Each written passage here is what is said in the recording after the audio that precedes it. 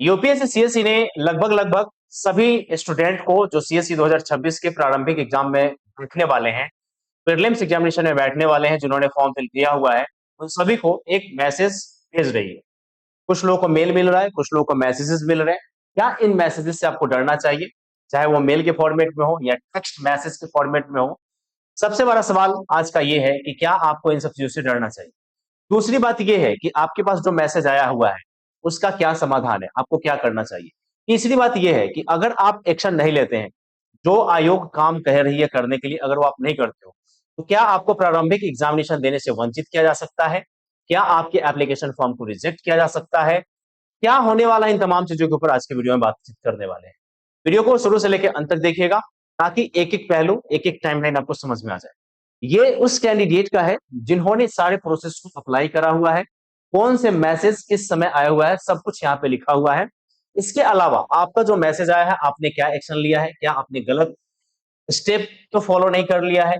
इसमें एक्चुअली में 2 स्टेप है, कौन कौन से स्टेप है, तमाम चीजों के ऊपर आज की वीडियो में हम बातचीत करने वाले हैं।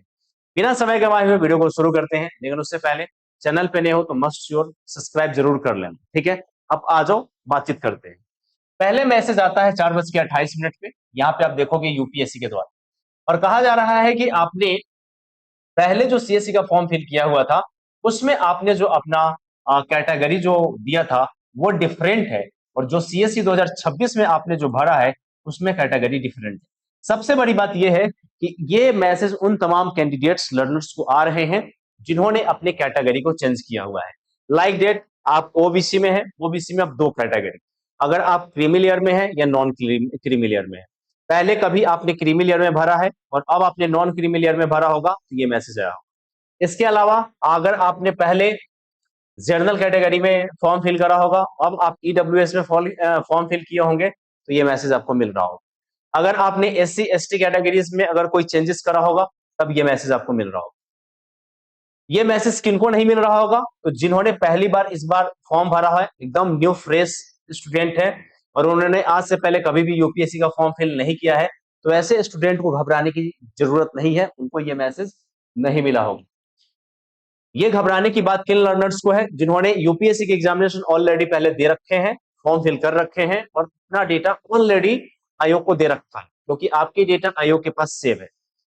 टाइमलाइन जरा देखना, 4:28 पे पहले आया हुआ है, यहाँ पे आप देखो 4:28 पे आया।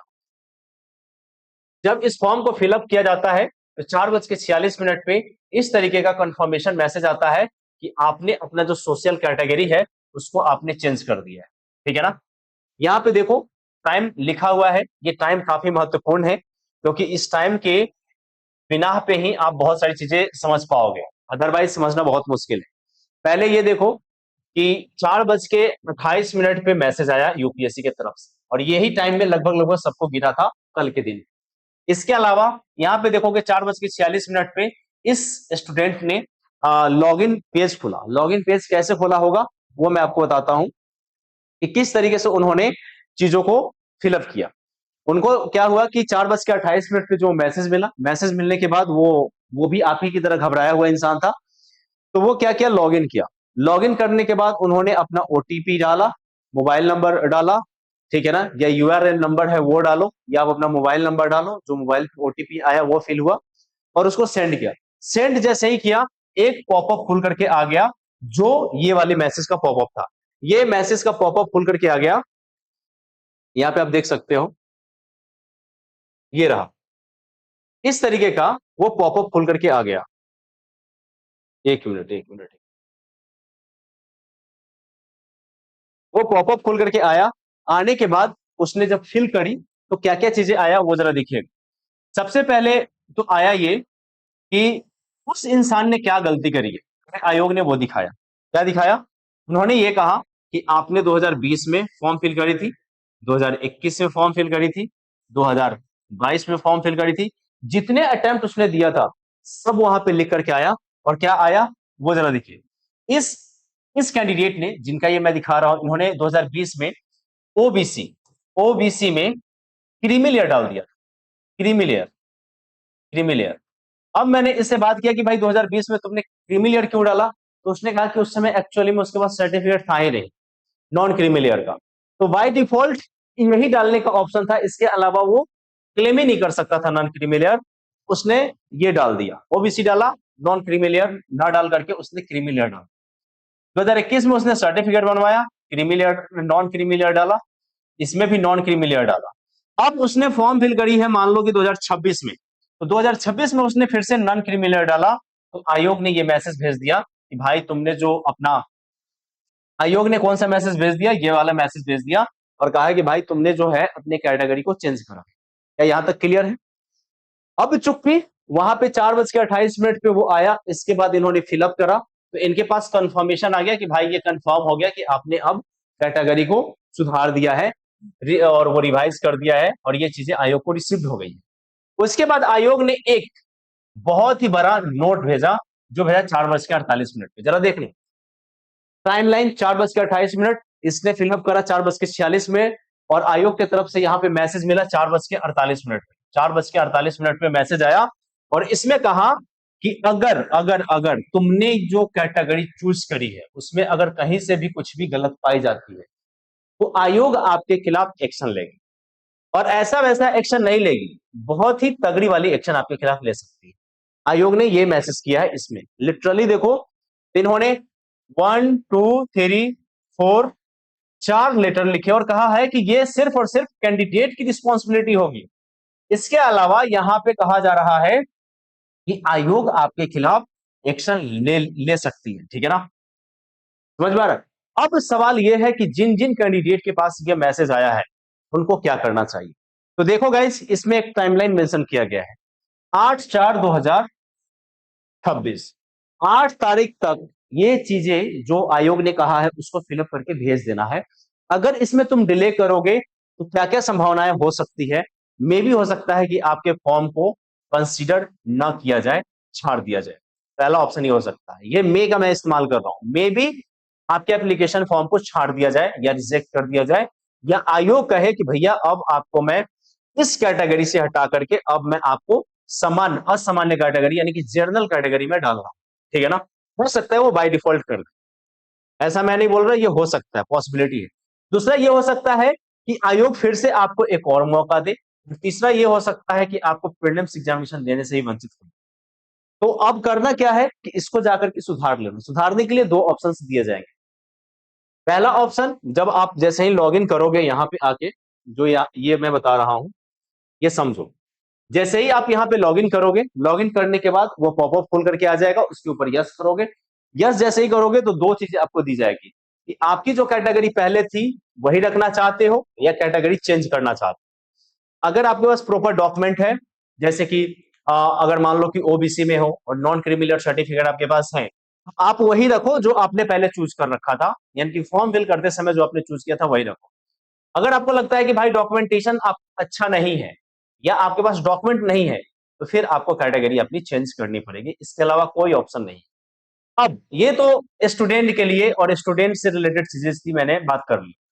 अब ये सवाल मेरा एक आयोग से, आयोग से क्या है कि हमने 2025 में फाइनल रिजल्ट में बहुत सारे ऐसे कैंडिडेट्स को देखे हैं जो टॉप रैंकर्स रहे हैं और उन्होंने अपने कैटेगरी के बदौलत रैंक को इंप्रूवमेंट किया है। जैसे कि हमने अभी फिलहाल में एक सर्टिफिकेट या रिजल्ट हमने हाईलाइट करा था और कहा था कि इस बच्चे ने अपनी जब पहली बार एग्जामिनेशन वो दिया था तो वो दिया था जनरल कैटेगरी से, और जनरल कैटेगरी से देने के बाद वो स्टूडेंट सेलेक्ट हो गया IPS, as a IPS appoint हो गया, और आईपीएस बनने के बाद वो गरीब हो गया।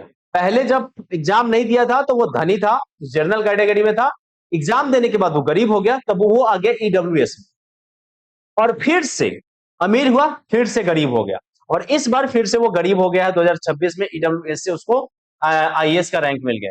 सवाल ये है कि ऐसे कैंडिडेट के खिलाफ आप क्या एक्शन ले रहे हो।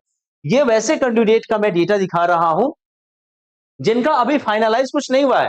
ऐसा नहीं है कि भाई इन्होंने इंटरव्यू दे रखा है, मेंस लिख रखा है, या आप ये नहीं कह सकते कि भाई इनका फाइनल सिलेक्शन हो गया है। ये सामान्य सभी कैंडिडेट को भेजा जा रहा है जिन्होंने कभी एग्जाम क्वालिफाई किया है या नहीं किया है, सभी को ये मैसेज भेजा जा रहा है। तो देखो, पहले जो मैंने बोला था घबराने वाली बात है या नहीं है, तो पहली बात यह है कि घबराओ नहीं। ये बहुत बड़ा ऐसा नहीं है कि आपने बहुत बड़ा क्राइम कर दिया, सीधी सी बात है कि मिसमैच होने की वजह से ये मेल सबको रिसीव हो रहे हैं। ये भी हो सकता है कि आपको रिसीव हुआ हो। ठीक है, अगर हुआ है तो घबराना नहीं, आराम से कर लेना, और कोई भी दिक्कत आए तो आप मेरे को इंस्टाग्राम पे मैसेज कर देना। इसके अलावा जो भी कैंडिडेट 2026 में एग्जाम देने वाले हैं, उनके लिए मैं एक चीज दिखा देना चाहता हूं जो कि काफी महत्वपूर्ण है। वो क्या है, वो जरा समझो। यूपीएससी सीएससी में जो भी कैंडिडेट एग्जामिनेशन इस बार देने वाले हैं, उनके लिए एक बहुत ही जबरदस्त, आप कह सकते हो कि अनस्टॉपेबल आईएएस एकेडमी ने एक बहुत ही अच्छी चीजें आप लोगों के लिए लाया है। अब देखो मैं सर्च कर रहा हूं यहाँ पे unstoppable IAS academy, unstoppable IAS academy, यहाँ पे आ गया। अब जरा देखो इसमें है क्या आपके लिए, ये देखो, क्लिक कर लेना। यहाँ पे क्लिक करोगे, कोर्स वाले पार्ट पे आ जाना। कोर्स वाले पार्ट पे आओगे, आपको देखो इन्वायरमेंट का और यहाँ पे हिस्ट्री का दो कोर्स हमने डिजाइन करे हैं स्पेशली सीएससी 2026 के लिए। इसको जरूर देख लेना, अगर प्रीलिम्स क्वालिफाई करना चाहते हो इसे जरूर देख लेना। इसमें क्या है, 40 साल का ट्रेंड है कि यूपीएससी ने 40 साल में कहां से क्वेश्चन पूछे हैं और 2026 में कहां से क्वेश्चन पूछ सकता है। इंसिडेंट का पूरा ये है, पहली बार एग्जाम देने जा रहे हो, दूसरी बार देने जा रहे हो और तीसरी बार देने जा रहे हो, या कितना बार भी आपने एग्जाम दिया है, प्रीलिम्स अपने क्वालिफाई अगर नहीं किया है, मस्ट ये देख लेना। क्योंकि प्रीलिम्स क्वालिफाई करने वाले कैंडिडेट और क्वालिफाई ना करने वाले कैंडिडेट के बीच में जो अंतर है वो यहां पे है। तो ये आपका एंशिएंट का आया है, ये देख लेना। और दूसरा ये है कि आपका इकोलॉजी का चल रहा है, एनवायरमेंट इकोलॉजी का, वो देख लेना, क्योंकि इससे आपके मार्क्स में बूस्टअप होगा। जीएस पेपर 1 में आपका 120 के आसपास पहुंच जाएगा। तो ये उन स्टूडेंट के लिए जो प्रीलिम्स क्वालिफाई करना चाहते हैं। और दूसरा, इस वीडियो में हमने बातचीत कर लिया है कि अगर ये मैसेज ईमेल आया है तो घबराने वाली बात नहीं है, ये जितना जल्दी से जल्दी हो सकता है उसको आप करेक्ट कर लेना, अदरवाइज एग्जामिनेशन से वंचित किए जा सकते हैं। इस वीडियो में बस इतना ही रखते हैं, मिलते हैं नेक्स्ट वीडियो में। वीडियो अगर अच्छी लगे तो लाइक, शेयर करना मत भूलना। Thank you so much everyone, जय हिंद।